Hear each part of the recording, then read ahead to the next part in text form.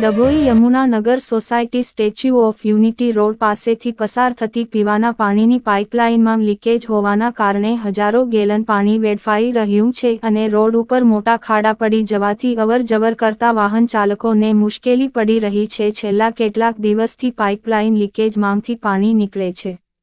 ડભોઈ તાલુકાના કરનેટથી આવતી પાણીની પાઇપલાઇનમાં ભંગાણ હોવાને કારણે ઉનાળાની ઋતુમાં માંગ પીવાનું પાણી વેડફાઈ રહ્યું છે અને પાઇપલાઇન વહેલી તકે ડભોઈ નગરપાલિકાના વહીવટ પાઇપલાઇન લીકેજ રિપેરિંગ કરે તો આ વિસ્તારના લોકોને ચોખ્ખું પાણી મળી રહે અને બહારથી વેચાતું પીવાનું પાણી પણ બંધ કરી શકે. ત્યારે નગરપાલિકા વહીવટી તંત્ર જાગૃતતા દાખવે તેવી લોકમાંગ ઉઠવા પામી છે.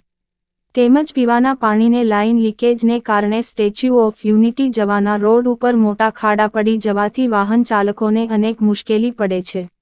ભર ઉનાળે પીવાની પાણીના લીકેજના કારણે હજારો લીટર પાણી વેડફાઈ રહ્યું છે. વહેલી તકે રિપેરિંગ કરે તેવી વાહનચાલકોને નગરજનોની માંગ છે. Reporter Afzal Raza Khatri, GPK news.